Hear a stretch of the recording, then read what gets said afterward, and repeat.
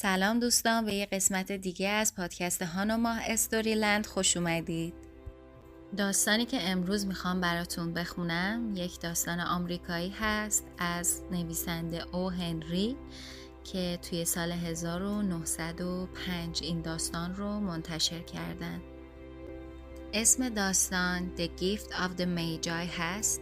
نمیدونم این داستان رو شنیدین یا نه، ولی میریم امروز با هم ازش لذت ببریم. امروز میخوام داستانمون رو با زبان انگلیسی شروع کنم. پس بزن بریم. $1.87. That was all. And 60 cents of it was in pennies. Pennies saved 1 and 2 at a time by bulldozing the grocer and the vegetable man and the butcher until one's cheeks burned with the silent imputation of parsimony that such close stealing implied. 3 times Della counted it. $1.87. And the next day would be Christmas. There were clearly nothing to do but flop down on the shabby little coach and howl. So Della did it, which instigates the moral reflection that life is made up of sobs, sniffles, and smiles, with sniffles predominating. While the mistress of the home is gradually subsiding from the first stage to the second, take a look at the home. A furnished flat at $8 per week. It did not exactly beggar description, but it certainly had that word on the lookout for the mendicancy squad. In the vestibule below was a letter box into which no letter would go and an electric button from which no mortal finger could coax a ring. Also appertaining thereunto was a card bearing the name Mr. James Dillingham Young. The Dillingham had been flung to the breeze during the former period of prosperity when its possessor was being paid $30 per week. Now, when the income was shrunk to $20, though, they were thinking seriously of contracting to a modest and unassuming D. But whenever Mr. James Dillingham Young came home and reached his flat above, he was called Jim, and greatly hogged by Mrs. James Dillingham Young, already introduced to you as Della. Which is all very good. Della finished her cry and attended to her cheeks with the powder rag. She stood by the window and looked at Dolly, at a gray cat walking a gray fence in a gray backyard.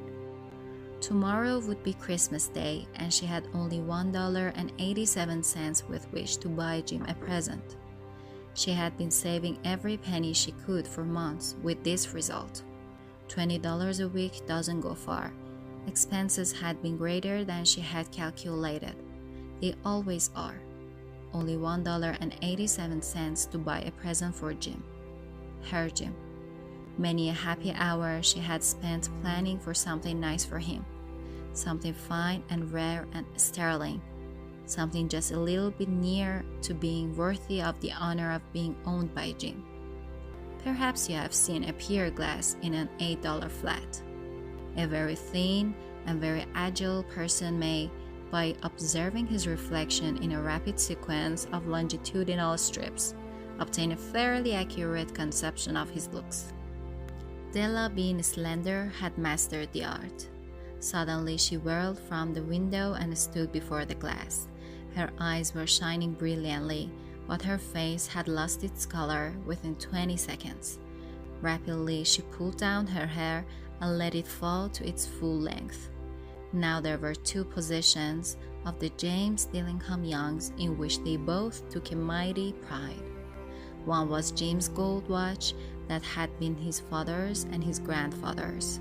The other was Della's hair. Had the Queen of Sheba lived in the flat across the air shaft, Della would have let her hair hang out the window some day to dry, just to depreciate Her Majesty's jewels and gifts. Had King Solomon been the janitor, with all his treasures piled up in the basement, Jim would have pulled out his watch every time he passed just to see him pluck at his bird from envy. So now Della's beautiful hair fell about her, rippling and shining like a cascade of brown waters. It reached below her knee and made itself almost a garment for her. And then she did it up again nervously and quickly. Once she faltered for a minute and stood still while a tear or two splashed on the worn red carpet. On went her old brown jacket. On went her old brown hat. With a whirl of skirts and with the brilliant sparkle still in her eyes, she fluttered out the door and down the stairs to the street. Where she stopped, the sign read, Madame Sofronie, hair goods of all kinds. One flight up Della ran and collected herself panting. Madame, large, too white, chilly, hardly looked the Sofronie. "Will you buy my hair?" asked Della. "I buy hair," said Madame. "Take your hat off and let's have a sight at the looks of it." Down rippled the brown cascade. $20, said Madame, lifting the mass with a practiced hand. "Give it to me quick," said Della, and the next 2 hours tripped by on rosy wings. Forget the hashed metaphor. She was ransacking the stores for Jim's present. She found it at last. It surely had been made for Jim and no one else. There was no other like it in any of the stores, and she had turned all of them inside out. It was a platinum fob chain, simple and chaste in design, properly proclaiming its value by substance alone, and not by meretricious ornamentation, as all good things should do. It was even worthy of the watch. As soon as she saw it, she knew that it must be Jim's. It was like him, quietness and value. The description applied to both. $21 they took from her for it, and she hurried home with the 87 cents. With that chain on his watch, Jim might be properly anxious about the time in any company. Grand as the watch was, he sometimes looked at it on the sly on account of the old leather strap that he used in place of a chain. When Della reached home, her intoxication gave way a little to prudence and reason. She got out her curling irons and lighted the gas and went to work repairing the ravages made by generosity added to love, which is always a tremendous task, dear friends, a mammoth task. Within 40 minutes, her head was covered with tiny, close-lying curls that made her look wonderfully like a truant schoolboy. She looked at her reflection in the mirror long, carefully, and critically. "If Jim doesn't kill me," she said to herself, "before he takes a second look at me, he'll say I look like a Coney Island chorus girl. But what could I do? What could I do with $1.87? At 7 o'clock, coffee was made and the frying pan was on the back of the stove, hot and ready to cook the chops. Jim was never late. Della doubled the fob chain in her hand and sat on the corner of the table near the door that he always entered. Then she heard his step on the stairway down on the first flight, and she turned white for just a moment. She had a habit of saying a little silent prayer about the simplest everyday things, and now she whispered, "Please God, make him think I'm still pretty." The door opened and Jim stepped in and closed it. He looked thin and very serious. Poor fellow, he was only 22, and to be burdened with a family, he needed a new overcoat and he was without gloves.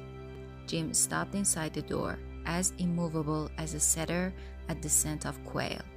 His eyes were fixed upon Della, and there was an expression in them that she could not read, and it terrified her.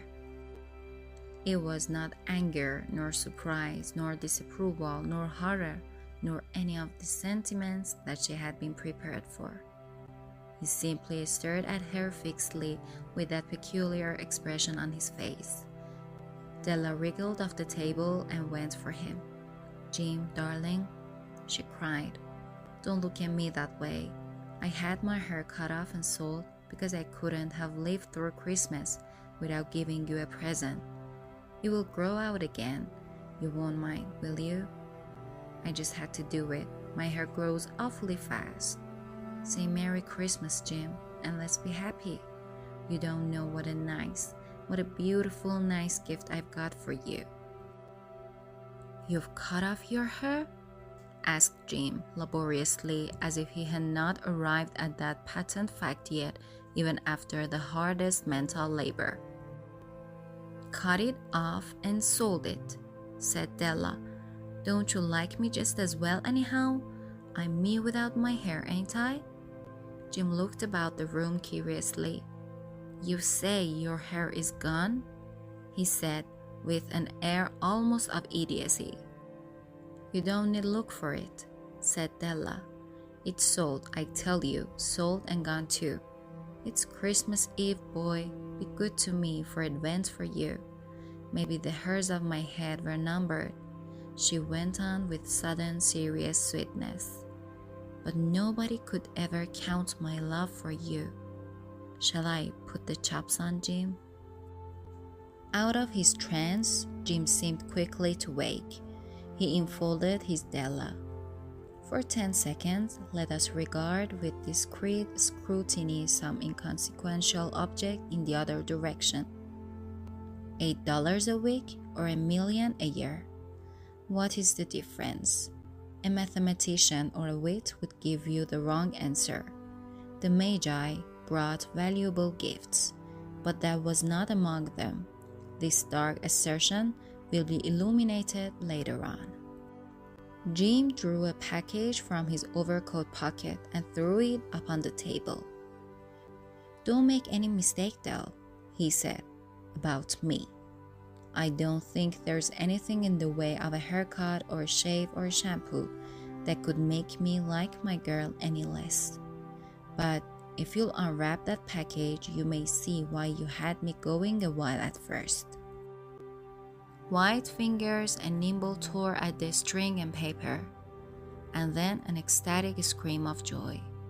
And then, alas, a quick feminine change to hysterical tears and wails, necessitating the immediate employment of all the comforting powers of the lord of the flat. For there lay the combs, the set of combs side and back that Della had worshipped long in a Broadway window. Beautiful combs, pure tortoise shell with jeweled rims. Just the shade to wear in the beautiful vanished hair. They were expensive combs, she knew, and her heart had simply craved and yearned over them without the least hope of possession. And now they were hers.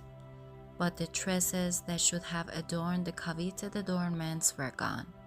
But she hugged them to her bosom, and at length she was able to look up with dim eyes and a smile and say, My hair grows so fast, Jim.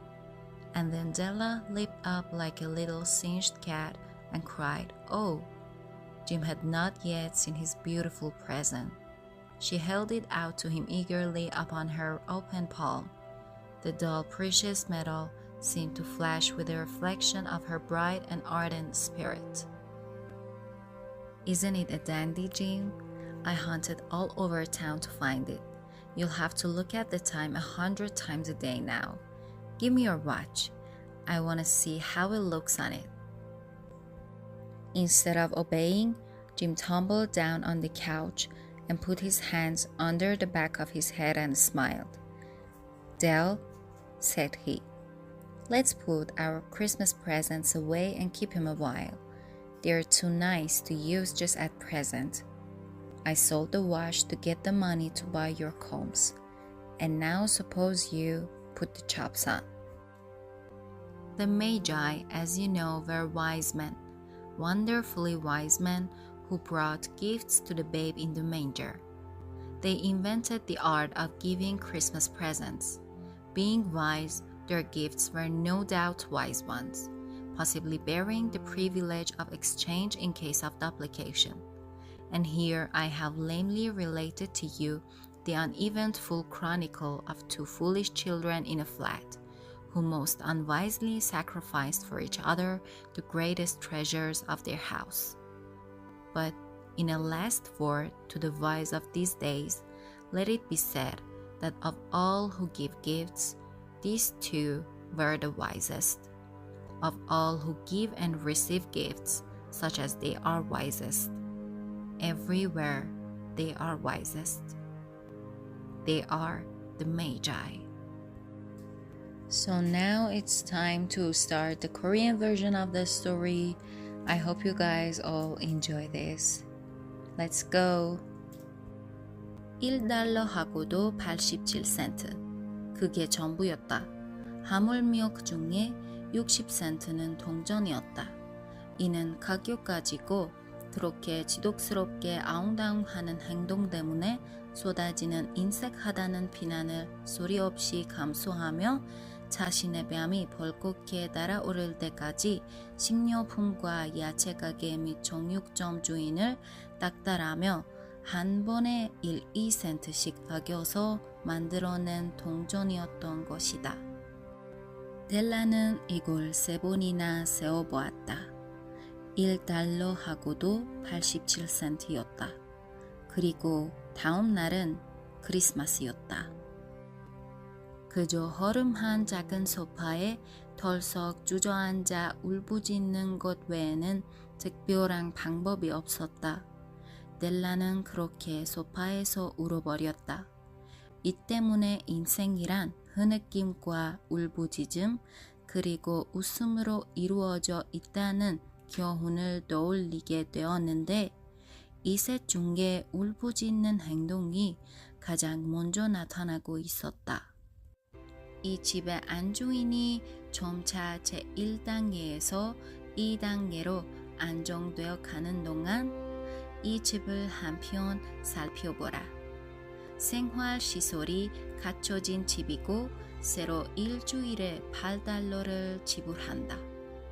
거지들이 살만한 그런 정도는 아니지만 거지를 단속하는 경찰은 이곳에 관심을 보일만 했다. 아래쪽 현관에는 절대로 편지가 들어있을 것 같지 않은 우편함이 있었고 아무리 공들여 누르더라도 벨소리가 절대로 울리지 않을 것 같아 보이는 버튼이 보였다. 또한 거기에 부착되어 있는 것은 제임스 딜링검 영이라는 이름이 보이는 명함이었다. 딜링검 가족은 그 가장이 주당 30달러를 벌어들이며 번영하던 도중에 거친 풍파 속으로 내팽개쳐졌다. 이제 수입이 주당 20달러로 줄어들자 그들은 겸손하고 잘난 체 하지 않는 딜링검 가족으로 위축되는 상황에 대해 심각하게 생각하고 있었다.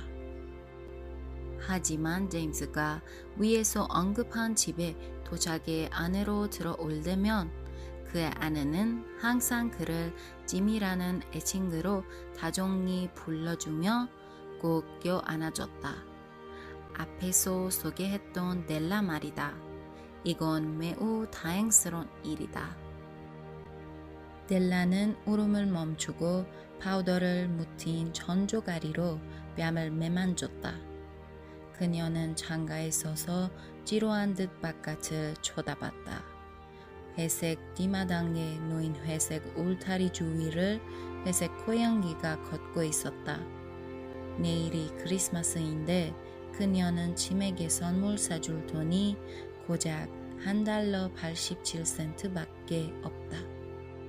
수개월 동안 아끼고 아꼈지만 결과는 이랬다. 일주일에 20달러 수입으로는 그리 오래 버티지 못한다. 비용은 예상했던 것보다 더 컸다. 항상 그랬다. 단돈 1달러 87센트로 선물을 사야 한다니. 그것도 그녀가 사랑하는 짐인데. 그에게 뭔가 근사한 것을 주려고 계획하며 그녀는 오랫동안 행복한 시간을 보냈었다. 근사하고 귀하면서도 최고 수준의 물건. 즉 짐이 그곳을 수유함으로써 자랑스럽다고 느끼는 가치에 어느 정도 가까운 어떤 것 말이다. 그 방에는 두 창문 사이에 저신 거울이 있었다. $8짜리 싸구려 새 방에서도 그런 거울을 본 적이 있을 것이다. 아주 호리호리하고 민첩한 사람이라면 세로 조각으로 빠르게 연결되는 거울 속 그의 모습을 관찰하며 그의 표정을 꽤 정확하게 인식할 수 있다. 날씬한 델라는 이미 그 기술을 통달했다. 갑자기 그녀는 창가에서 휙 돌아서 거울 앞에 섰다. 그녀의 눈동자는 찬란히 빛나고 있었지만 불과 20초도 못 되어 낮빛이 어두워졌다. 그녀는 빠르게 머리카락을 아래로 잡아당겨 최대한 늘어지게 했다. 지금 제임스 딜링엄 영 부부가 커다란 자부심을 갖고 있는 소유물은 두 가지였다. 그 하나는 아버지와 할아버지가 물려주신 짐의 금색 시계였고 또 다른 하나는 델라의 머리카락이었다. 만일 솔로몬 왕을 시험하려 하였던 시바의 여왕이 이 건너편 건물에 살았더라면 언젠가는 델라가 자신의 머리카락을 말리기 위해 창밖으로 내려들여 여왕 폐하가 갖고 있는 보석과 선물을 조차 평범하게 보이도록 만들어 버렸을 것이다. 그리고 만약 솔로몬 왕이 자신의 보물을 지하에 가득 쌓아놓은 이 집의 문득이었다면 남편 짐이 그 옆을 지나치며 자신의 시계를 꺼내 보일 때마다 솔로몬 왕이 부러운 마음에 자신의 수염을 잡아당기는 모습을 반드시 보게 되었을 것이다. 그렇게 이제 델라의 아름다운 머리카락은 마치 칼색물이 쏟아지는 아래로 떨어지며 찬물결을 이루며 빛을 내고 있었다. 그녀의 머리결은 무릎 아래까지 다 마치 그녀의 옷처럼 느껴졌다. 그런 다음 그녀는 조조해하며 다시 머리칼을 빠르게 위로 올려 정리했다. 그녀가 잠시 머뭇거리며 가만히 서 있던 그 순간 눈물 한 툼방울이 붉은색 카페트 위에 후두둑 떨어졌다. 그녀는 넓은 갈색 상의를 입고 오래된 갈색 모자를 썼다. 그리고 아직은 선명한 광채가 가득한 눈빛을 머금고 소용돌이 모양의 치마를 입고 소송거리며 문을 나선 다음 계단을 내려와 거리로 향했다. 그녀가 멈춘 곳의 상호는 이렇게 쓰여 있었다. 소프로니 부인 잡화점, 모든 종류의 두발 제품 취급. 델라는 계단을 뛰어 올라가서 헐떡거리며 마음을 가라앉았다. 덩치가 크고 피부가 너무 장백해서 살살 맞아 보이는 부인이 있었는데 소프로니라는 이름과 어울리지 않아 보였다. 제 머리카락 사실래요? 하고 델라가 물었다. 머리카락 삽니다. 모자를 벗고 상태를 한번 봅시다. 갈색 폭포 같은 머리결이 물결 치듯 아래로 흘러내렸다.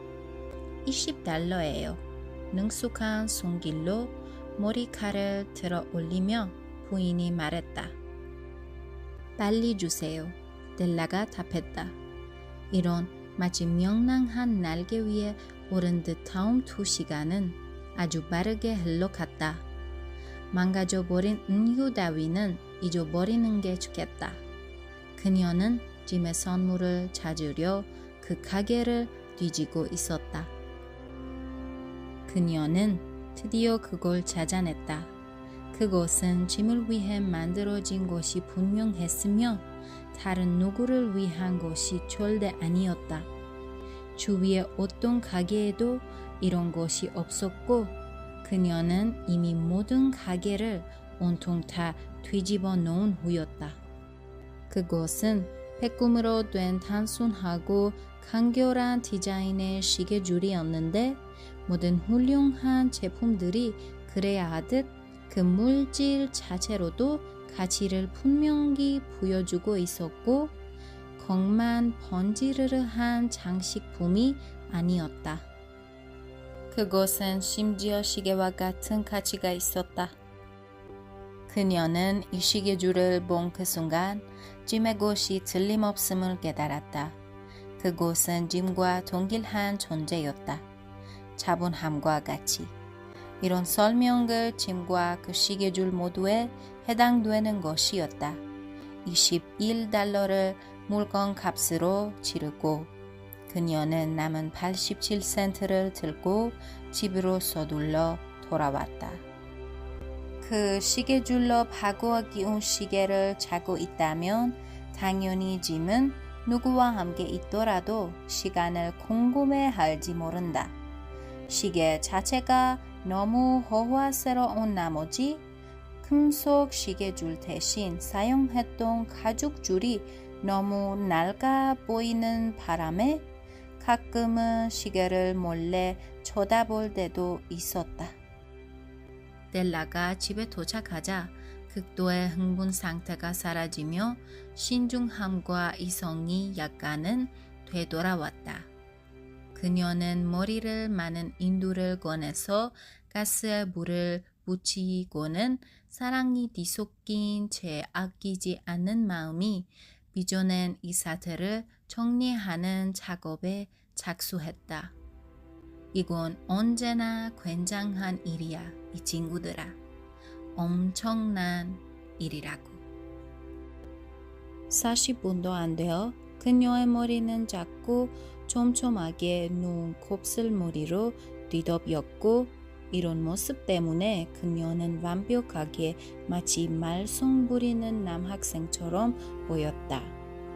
그녀는 거울에 비친 자신의 모습을 오랫동안 유심히 그리고 정밀하게 바라봤다. 짐은 날 쳐다보자마자 죽여버릴 거야. 아니 혹시 안 그런다고 해도 내가 관광지에서 노래하는 여자처럼 보인다고 하겠지. 근데 내가 뭘 할 수 있지? 맙소사. 겨우 $1 하고도 87센트로 뭘 할 수 있겠냐고? 저녁 7시가 되자 커피가 준비되었고 뜨겁게 달궈져서 도망는 고기를 요리할 준비가 되어 있던 오븐 뒤에는 프라이팬이 걸려 있었다. 짐은 절대로 늦는 적이 없었다. 델라는 시계줄을 접어서 손에 쥐고 그가 항상 귀가하는 문 옆 탁자의 한 구석에 앉아 있었다. 그러다 계단 첫 번째 층계에서 그가 발을 옮기는 소리가 나자 그녀의 얼굴이 잠시 동안 잠백해졌다. 그녀는 매일의 일상에 대해 간단하고 조용히 기도를 올리는 습관이 있는데 지금 이렇게 속삭였다. 하나님, 제발 아직도 제가 예쁘다고 생각하게 해주세요.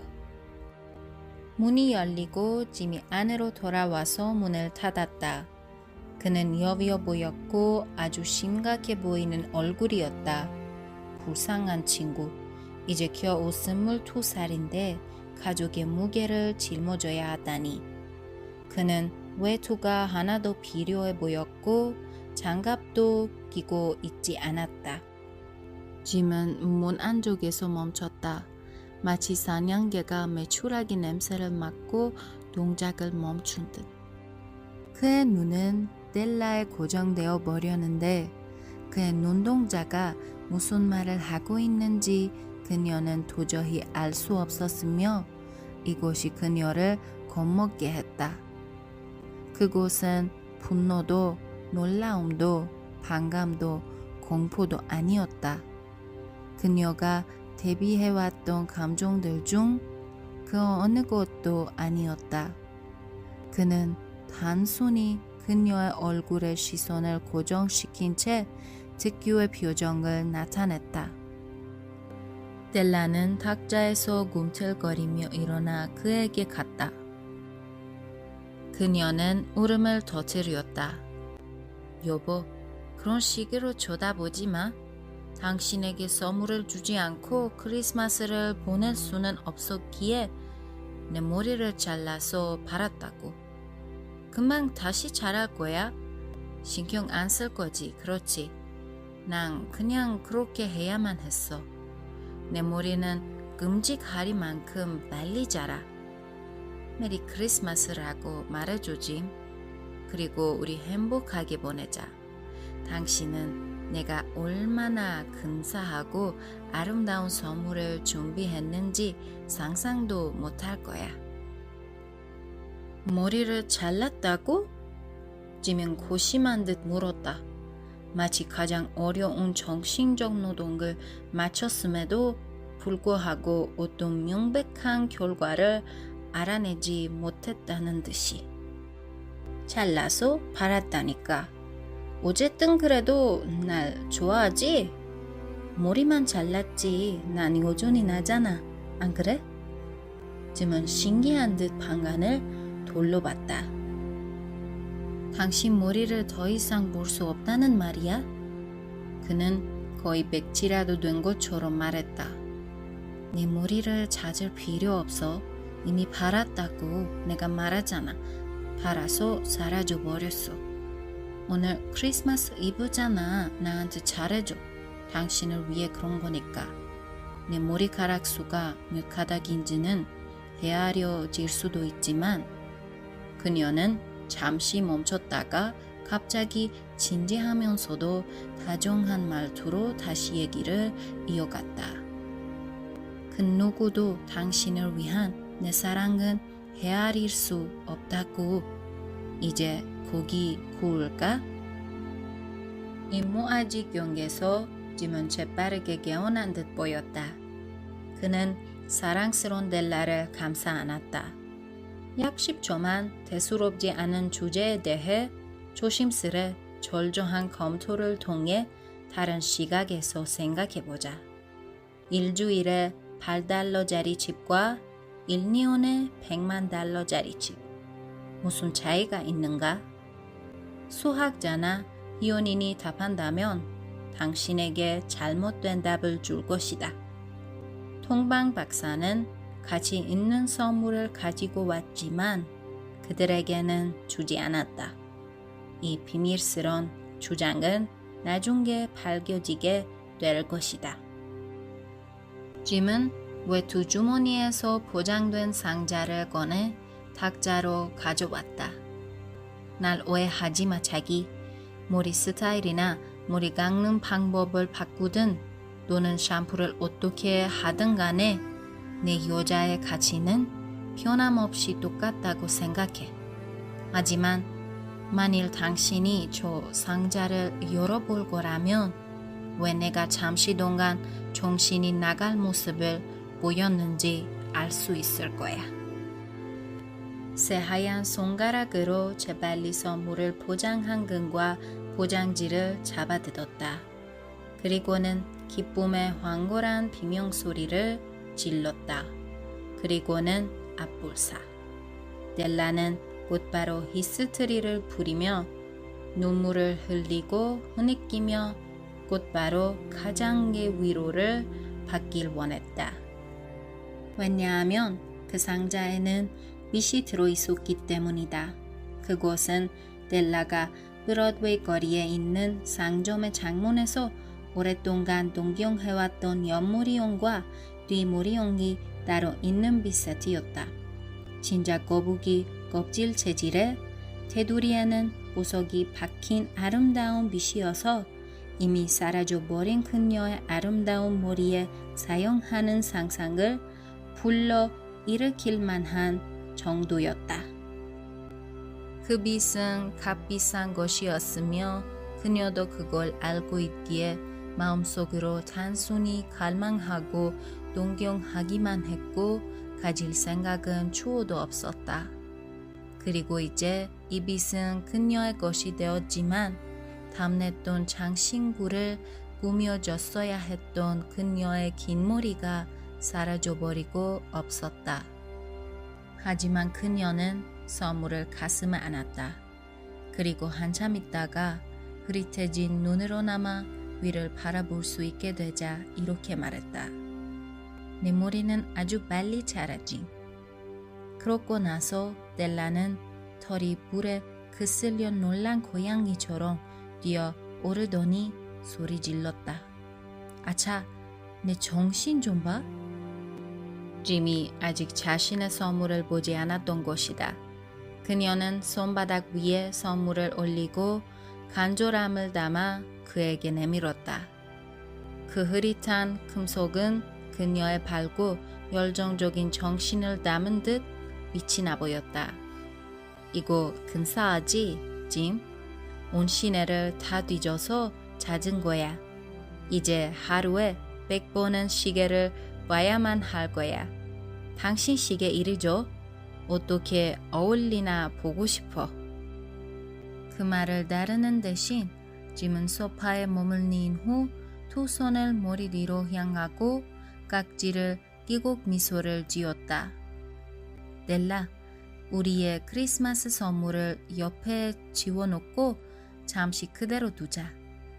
선물로 사용하기엔 너무 근사하잖아.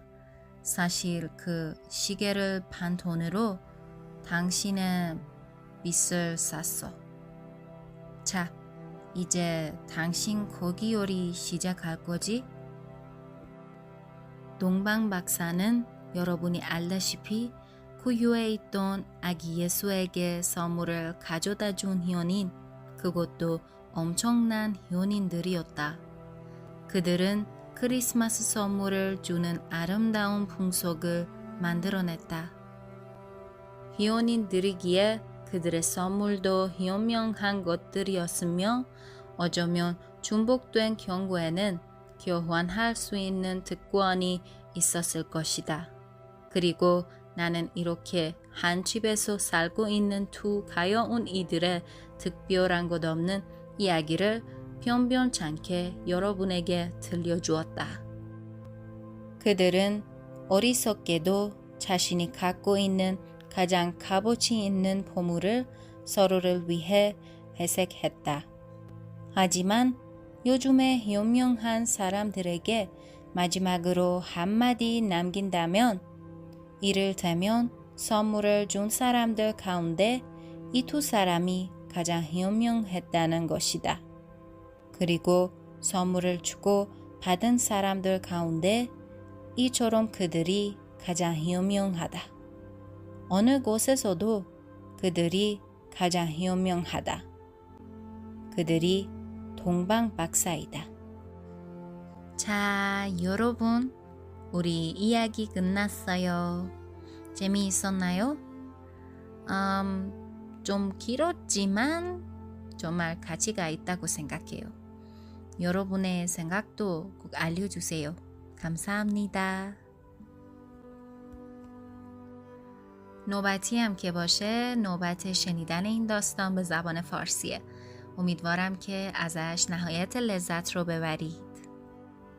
$1.87 همین بود و از این مقدار 60 سنت آن هم به صورت پنی بود. پنی هایی که یکی یکی پسنداز شده بودن با چونه زدن با بقال و سبزی فروش و قصاب تا جایی که گونه های یکی از ترس اینکه متهم به خساست بشه سرخ می شد. دلا 3 بار اونو شمرد. $1.87 و فردا روز کریسمس بود. چاره‌ای جز این نبود که خودش را روی کاناپه کوچک و کهنه بیاندازد و زار زار گریه کند. پس دلا همین کار را کرد. این اتفاق یک نکته اخلاقی را به ذهن می آورد. زندگی از گریه ها، حقق ها و لبخند ها ساخته شده و البته حقق ها سهم بیشتری دارند. در حالی که بانوی خانه کم کم از مرحله اول به مرحله دوم می رسید، اجازه دهید نگاهی به خانه آنها بیاندازیم. یک آپارتمان مبله به قیمت هفته‌ای $8. آنقدر بد و فقیرانه نبود که توصیفش غیر ممکن باشد، اما واقعاً چیزی کم از خانه‌های نیازمندان نداشت. در راهروی ورودی یک صندوق پست وجود داشت که هیچ نامه‌ای در آنجا انداخته نمی‌شد و یک دکمه زنگ که هیچ کس آن را به صدا در نمی‌آورد. همچنین یک کارت کوچک که به در چسبیده بود و روی آن نام آقای جیمز دیلینگهام یانگ نوشته شده بود. زمانی که اوضاع مالیشان بهتر بود و جیمز هفته‌ای $30 درآمد داشت، نام خانوادگی دیلینگهام را با غرور استفاده می‌کردند. اما حالا که درآمدشان به هفته‌ای $20 کاهش یافته بود، کم کم به این فکر می‌کردند که شاید بهتر باشد آن را به یک دی ساده و بی تکلف کوتاه کنند. اما هر وقت که آقای جیمز دیلینگهام یانگ به خانه برمیگشت و وارد آپارتمانش میشد، نامش جیم بود و خانم جیمز دیلینگهام یانگ که همان دلا باشد، او را محکم در آغوش می‌گرفت و این چیزی بود که هنوز هم زیبا و دوست داشتنی به نظر می‌رسید. دلا گریه‌اش را تمام کرد. صورتش را با پودر آرایش صاف کرد و کنار پنجره ایستاد. با حالتی مغموم به گربه خاکستری نگاه کرد که روی نرده خاکستری در حیاط پشتی خاکستری راه می‌رفت. فردا روز کریسمس بود و او تنها $1.87 پول داشت تا برای جیم هدیه‌ای بخرد. چندین ماه بود که تک تک سکه‌هایش را جمع کرده بود، اما حاصلش فقط همین مقدار شده بود. $20 در هفته واقعاً کفاف زندگی را نمیداد. هزینه‌ها بیشتر از آنچه که فکرش را می‌کرد بالا رفته بودند. همیشه همینطور است. فقط $1.87 برای خرید هدیه‌ای برای جیم او. او ساعتهای زیادی را صرف فکر کردن به هدیه‌ای خاص کرده بود. چیزی زیبا، کمیاب و ارزشمند. چیزی که دست کم تا حدودی شایسته جیم باشد. بین پنجره‌های اتاق یک آینه بلند و باریک قرار داشت. شاید در یک آپارتمان $8 چنین آینه‌ای دیده باشید. آدمی که خیلی لاغر و چابک باشد می توانست با نگاه کردن به انعکاس خود در نوارهای طولی پی در پی تصویری تقریبی از خودش ببیند.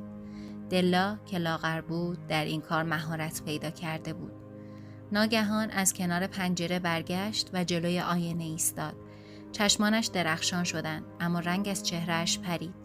با سرعت موهایش را باز کرد و گذاشت تا انتها روی شانه‌هایش بریزد. در این خانه کوچک 2 دارایی ارزشمند وجود داشت که جیم و دلا به آنها افتخار می‌کردند. یکی ساعت طلای جیم که متعلق به پدر و پدر بزرگش بود، دیگری موهای زیبای دلا. موهای دلا چنان زیبا و دلربا بودند که اگر ملکه سبا در آپارتمان بغلی زندگی می‌کرد و دلا موهایش را برای خشک کردن از پنجره می‌آویخت، هدایا و جواهرات ملکه در برابر این زیبایی ارزشی نداشتند. و ارزش ساعت طلای جیم هم چنان زیاد بود که اگر پادشاه سلیمان در زیرزمین آن ساختمان گنجینه‌ای مدفون داشت و بر در خانه نگهبانی می‌داد، هر بار که جیم موقع رد شدن از مقابل او ساعتش را بیرون می‌آورد، پادشاه از حسادت ریشش را می‌کند. حالا موهای دلا مثل آبشاری از امواج قهوه‌ای درخشان و روان تا پایین زانوهایش ریخته بود و مثل لباسی او را پوشانده بود. لحظه ای ایستاد. یک قطره اشک روی فرش قرمز رنگ و کهنه افتاد.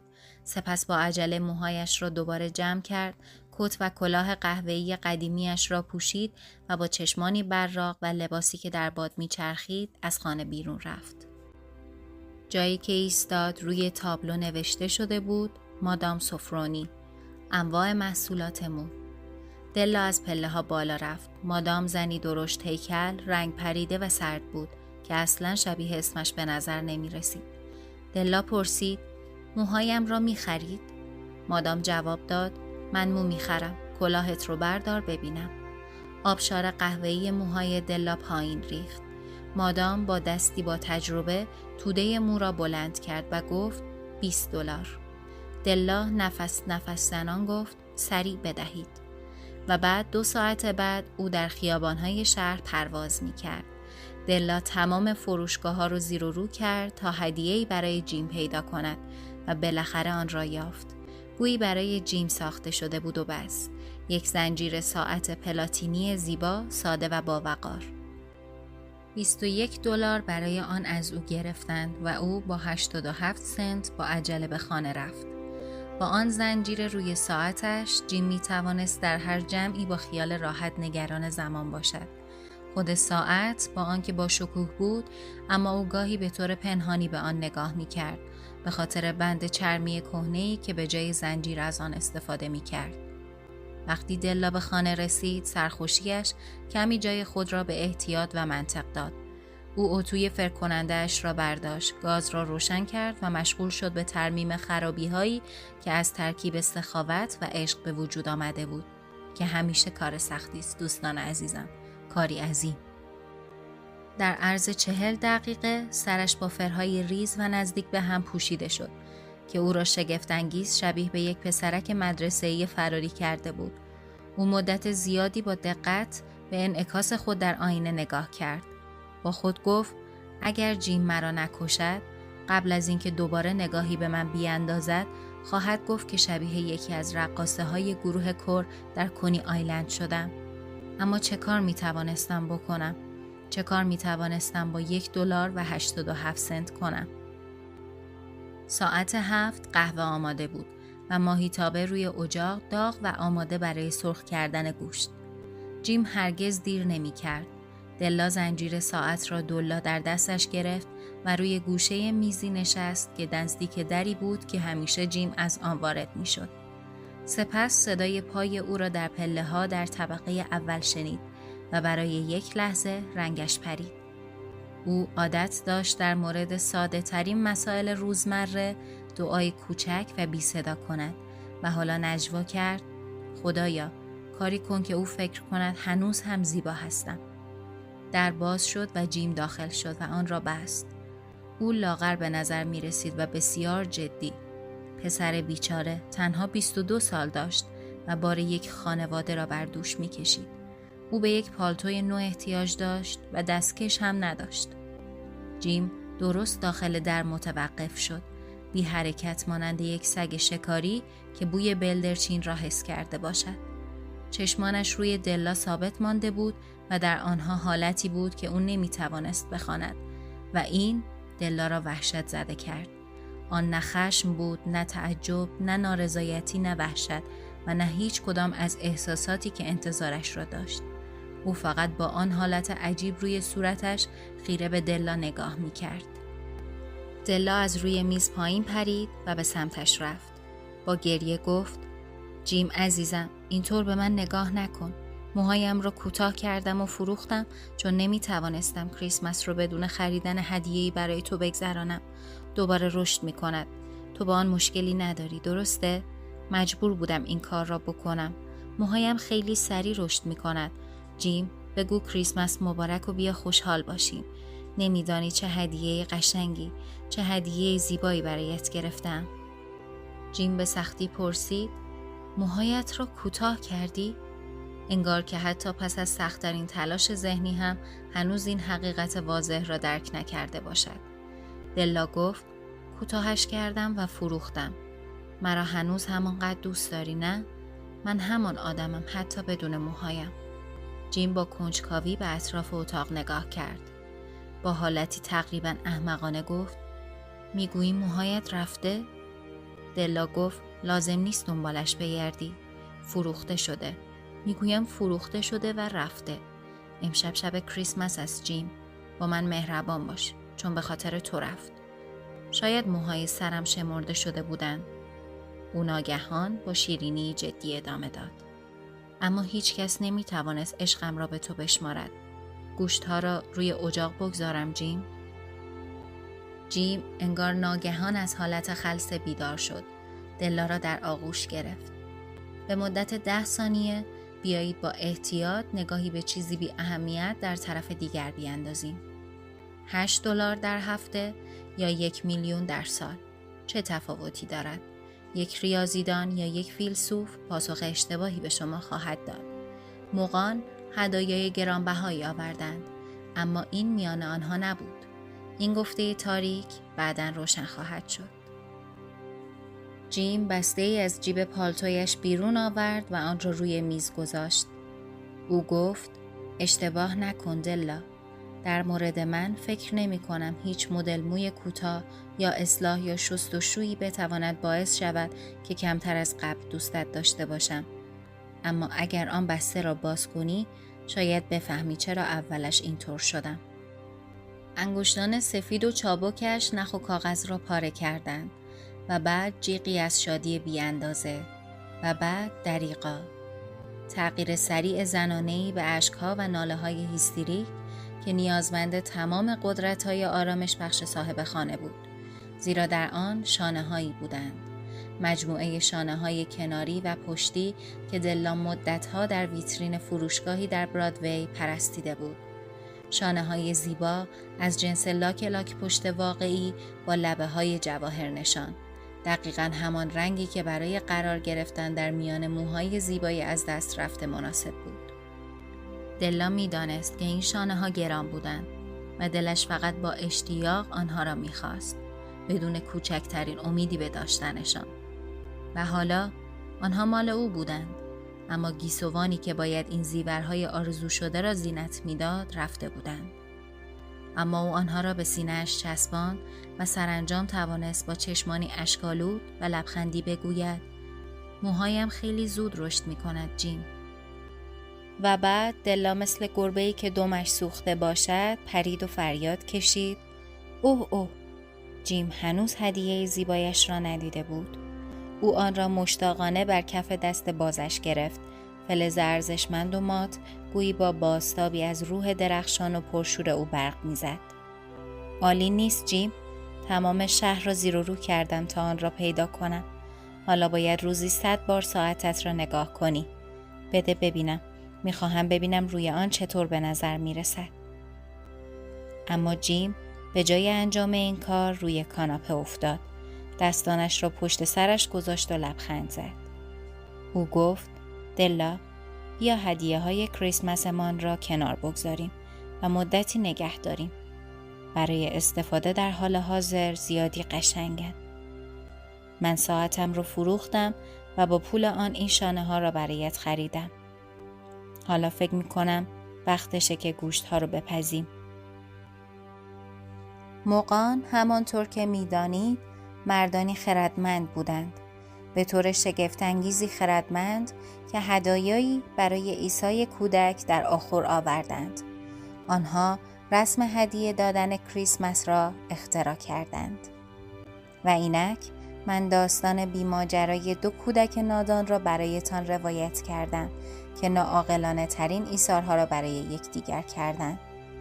اما به عنوان آخرین سخن برای خردمندان امروز میگویم که از میان تمام کسانی که هدیه میدهند این 2 نفر خردمندترین بودند. در میان همه کسانی که هدیه میدهند و میگیرند آنها خردمندترینند. در همه جا آنها خردمندترینند. آنها مغان هستند. بله دوستان، و داستان ما اینجا به اتمام میرسه. امیدوارم که ازش لذت ببرین و دوستش داشته باشین. مثل قسمت قبل که بهتون در انتهای آهنگ پیشنهاد دادم، دوست دارم که این کار رو بازم انجام بدم و آهنگی که امروز میخوام بهتون پیشنهاد بدم آهنگ Close to You از The Carpenters هست. امیدوارم که شما هم مثل من دوستش داشته باشین. منتظر نظراتتون هستم و در قسمت بعدی میبینمتون. خدا نگهدار.